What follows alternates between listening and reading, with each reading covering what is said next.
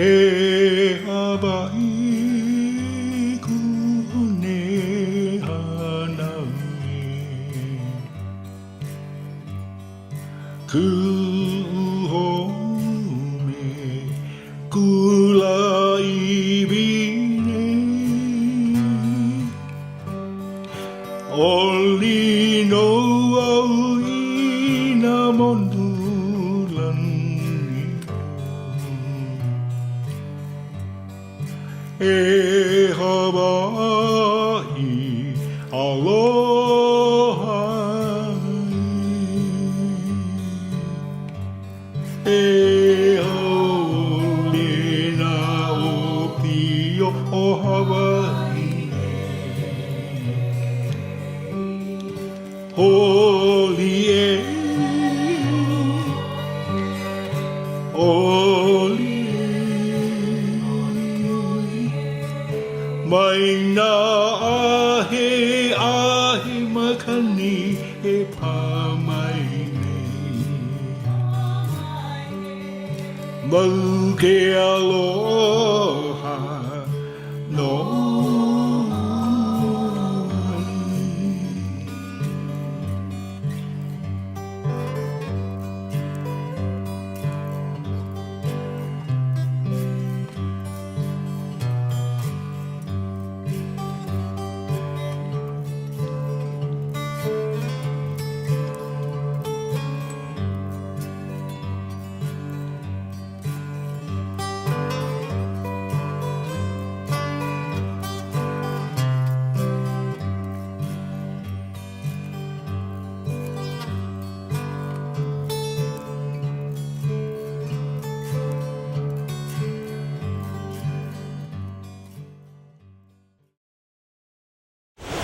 Good afternoon, everybody.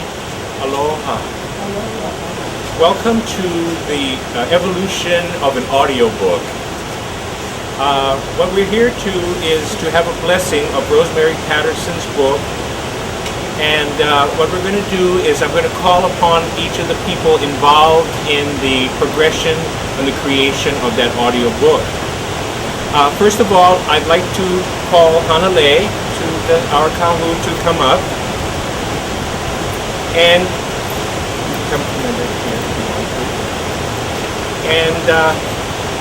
Hanalei's position here today is to give Rosemary to represent the inspiration of the book. And he will give her this kukuile, which represents this place. And then Rosemary will come in, Rosemary.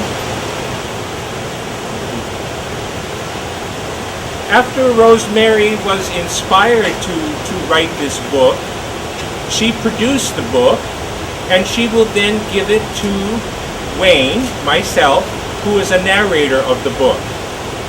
I then narrated it and give it to Guy, and Guy will come into our picture now, who was the producer of the audiobook. So we will pass on, the book will be passed on to me. I will narrate the book. I have narrated the book. I will then pass the book on to Guy. Guy then develops the CD-ROM of the audiobook, and he will give it back to Rosemary as the gift. At that point then, our kahu, Hanalei, will then give a blessing of the book. So that's our basic ceremony for today. And I'd like each of the members of the group to say something. And Hanalei, you can say it at the end when you do your blessing. That'll be the time for you on that. So our first step is kahu Hanalei to give Rosemary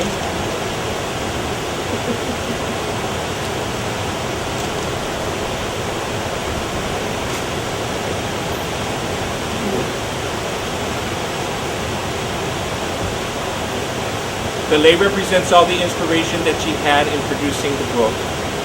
And then Rosemary produced the book, and she'd like to say a few words about that. Very interesting in this book. I just came down here as a tourist, and I asked the way into the pianist of Patterson. In his shop was the English journals, which includes the Hawaiian Children's School. And I had just finished a doctorate colloquium in education and on the difference between indoctrination and education. And education, of course, is teaching people to think for themselves, whereas indoctrination is trying to force people to accept their own biases. And in the case of this school, the Chiefs Children's School, Amos Cook, who had been indoctrinated into the Calvinist religion, the very old hell and brimstone type of Calvinist religion, was trying to force that onto the children who would become monarchs of Hawaii. So I was absolutely horrified when I read this story of the Chiefs Children's School for two reasons. One, that the indoctrination continued for about 6 years without a break on those children and had an awful effect on their self-worth, and they were severely damaged. I could see that in what happened during the reigns. And the second thing that I was absolutely and totally horrified by was the level of corporal punishment that was used in that school. Now, at the time, English sea captains were not allowed to whip their sailors more than 22 lashes with a rawhide whip. And right in this book, it's in his own words, he was whipping particularly the three Kamehameha boys, and particularly Moses, who was the oldest one, and I think Moses resisted him because he was trying to hang on to his Hawaiian culture, and he was trying to be an example to the rest of the people. So I was very upset when I read this book, and as a result, I wrote what is a hybrid fiction novel called Kula Keiki, which is the Chiefs Children's School, but it has all the facts of what occurred in that school embedded in a fiction novel. So I put that out, and I did a second edition about 10 years later with a few more facts in it. And it has actually gone out. What I do with them now is put them on the Kindle ebook system, and I have over 25,000 downloads. So there are 25,000 people out there somewhere who are learning about Hawaiian history through this method. So at any rate, just last year, I had the opportunity to finance the production of this book into a money limit. And I think that's about all that I want to say about that. But we're going to pass this now on to the narrator of the audiobook, who did such a fine job. Well, thank you. It was just natural that I would narrate the book because I had produced a play and written a play about the Chief Children's School several years earlier. So when Guy and C.T. were very familiar with that play, and when Rosemary was looking for a narrator, they felt that I would be one to do it since I was familiar with the story and the background of the topic. It was a real pleasure doing the book. I know Auntie Nona Beamer, I mentioned earlier, is looking down on me because she was so proud that I could say Kamehameha with the solid H's, because she would always insist on that, and Kumutaua with Kala Kaua. And so a lot of my kumus helped me in a lot of the pronunciation of the Hawaiian in this book, but it was a real pleasure with working with professional people who only wanted the very best, and I hope that we did fulfill those wishes. And then I passed the book on to Guy, the producer. Hi, this was a real opportunity to produce this book and have Rosemary's thoughts and visions, be able to be heard. And it was quite a challenge going through and making a book into an audio book. And we worked at Grace a recording studio down in Kihei, and Bob and Chris Plotnick, who would normally be here, but they're off in Alaska doing a photo shoot of bears. And so, but it was a real journey, and we're real proud of it, and we're happy that everyone could be here and experience this. Thank you. And here's the CD. Here's from this turns into a CD. 6 hours. 6 hours of great storytelling. Aloha.